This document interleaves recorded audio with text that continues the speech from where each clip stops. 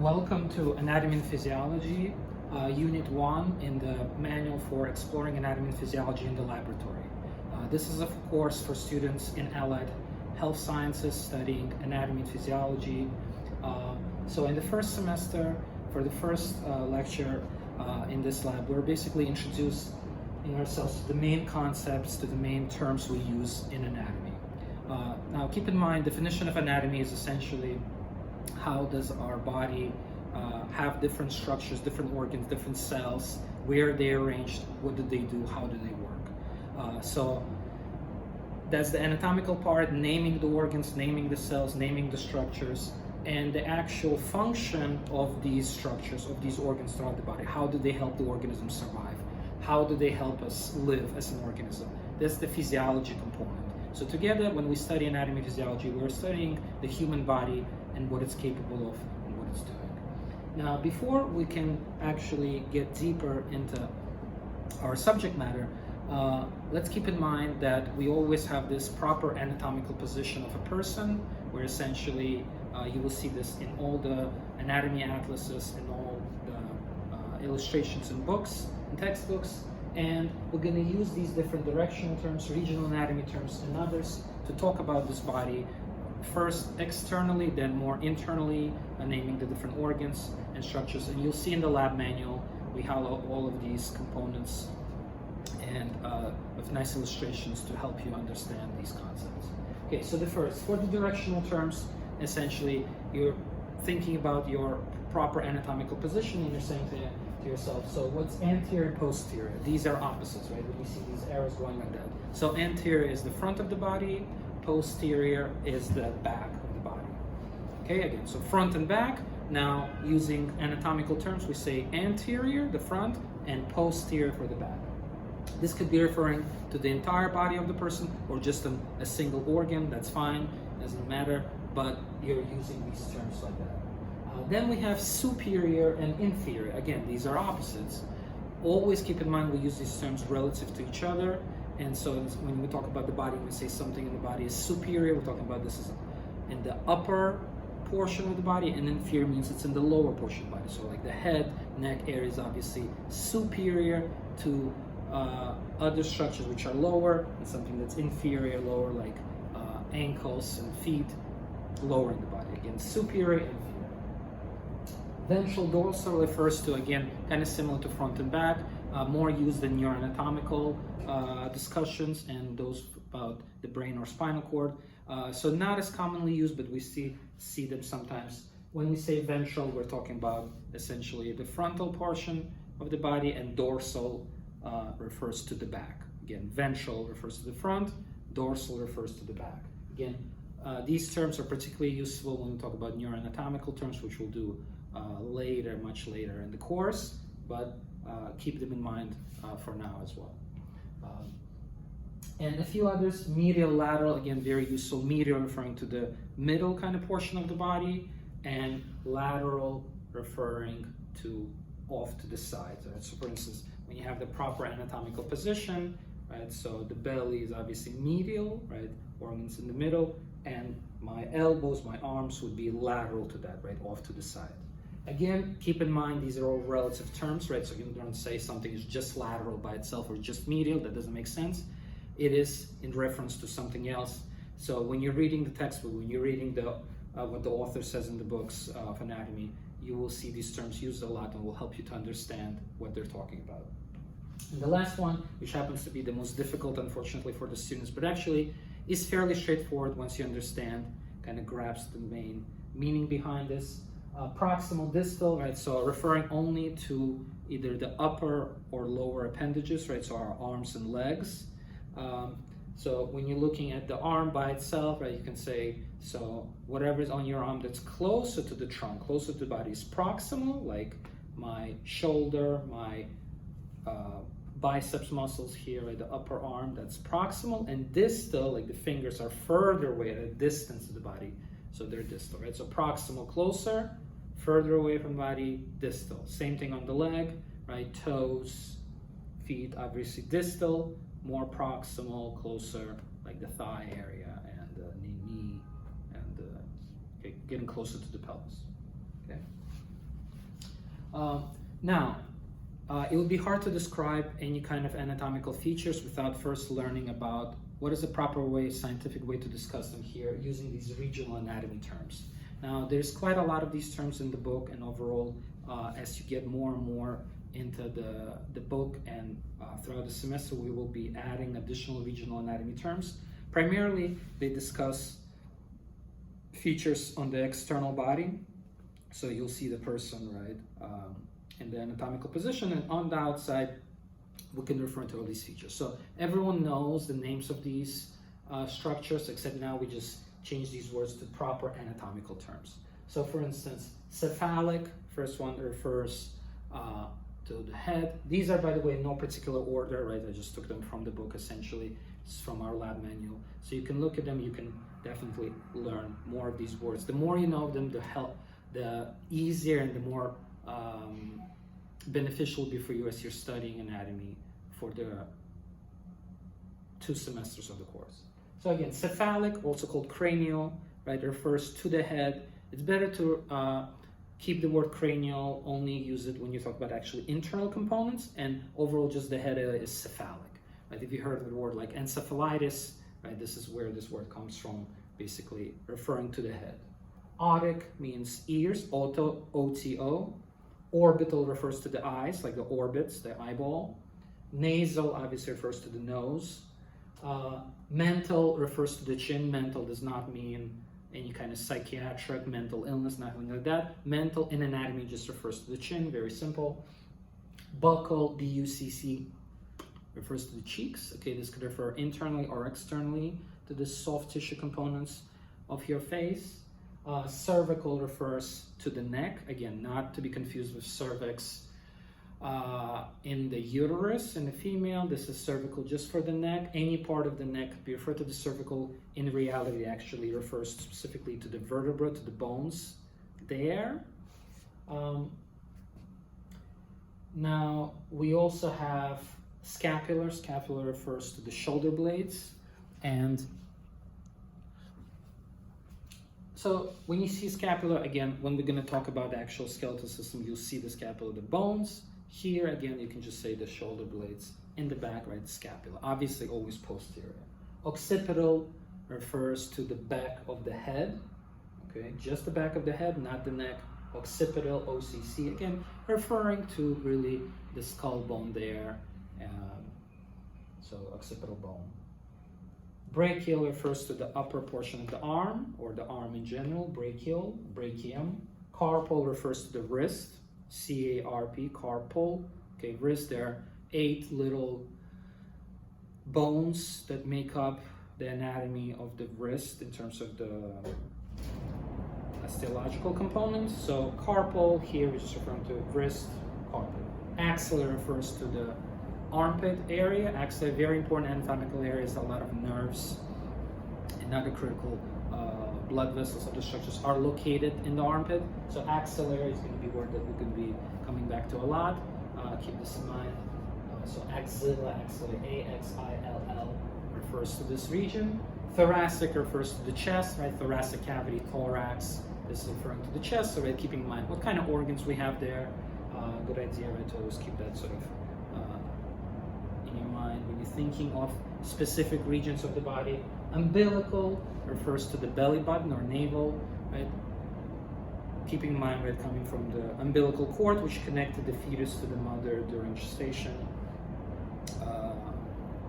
And so everyone has, all mammals have umbilicus. Again, we're not going to call it belly button, we're going to call it umbilicus or umbilical region. Okay, it's going to be important when we come back here also to that, discussing the abdominal area, the stomach kind of belly area. Patellar, right, refers to the knee, the kneecap. Popliteal, back of the knee, again, so front. Anterior of the knee is patella. Back of the knee, posterior of the knee is popliteal, right? Different words, right? Look at the spelling, make sure, right, know the spelling, that's very important.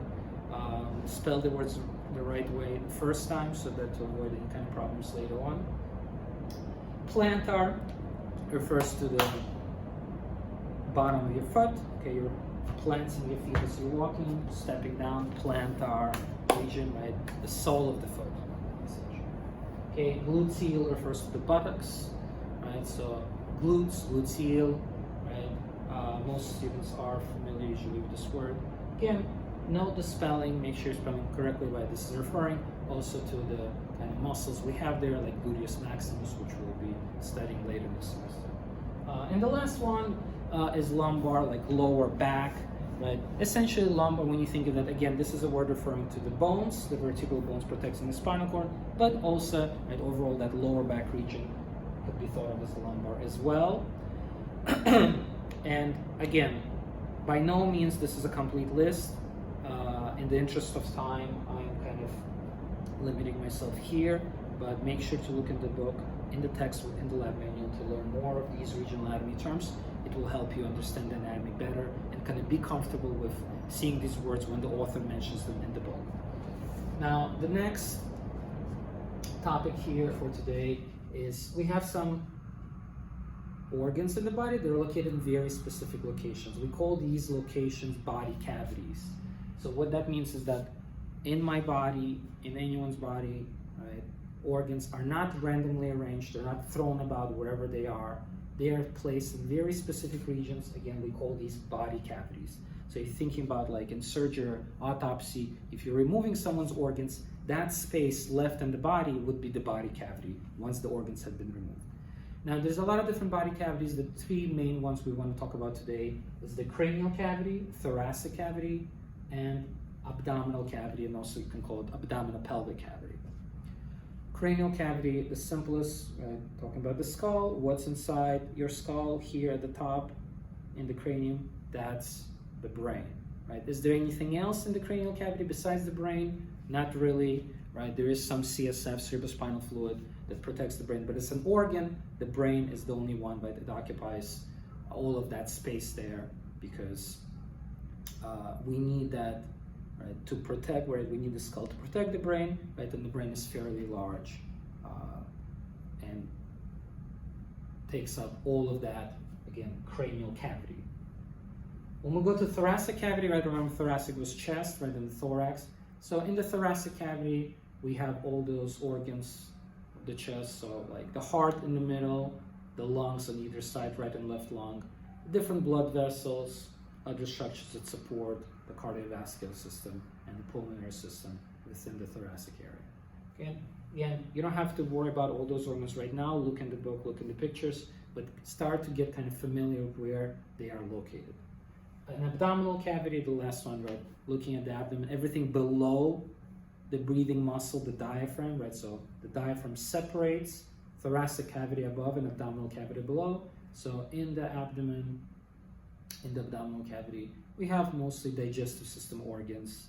And then as you go further into the pelvis, we have more of the organs of the urinary tract and the reproductive system. What kind of organs, again, do you expect specifically to see in the abdominal cavity? Organs like the intestine, small intestine, large intestine, the stomach, liver, pancreas, and so on. Okay. Now, let's kind of switch gears a little bit. Let's think about like kind of a clinical scenarios. So imagine a person comes to the emergency room and is complaining of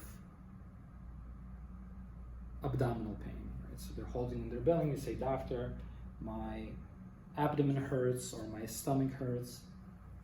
We need to be able to, right, as a clinician, as a doctor, as a nurse, as someone who will deal with patients, we need to be able to very quickly differentiate between different potential problems based on symptoms that the patient might have.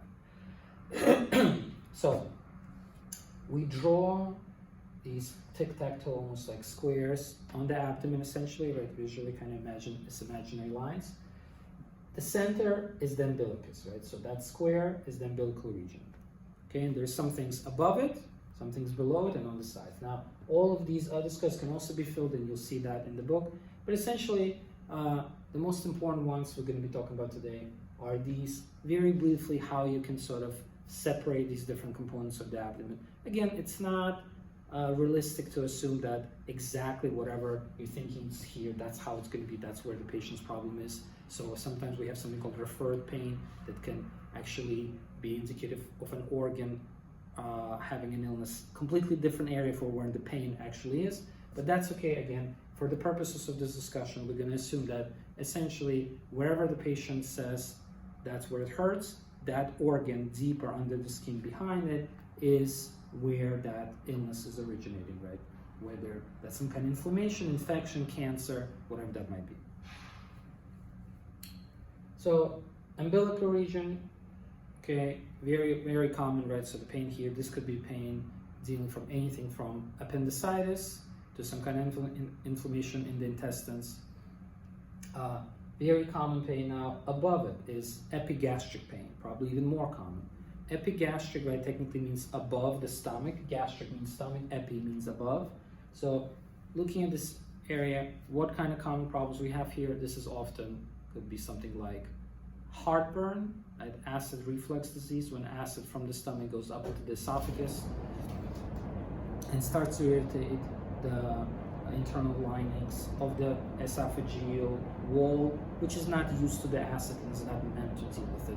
And so it becomes inflamed, irritated, and causes that sensation of kind of acid burning that area.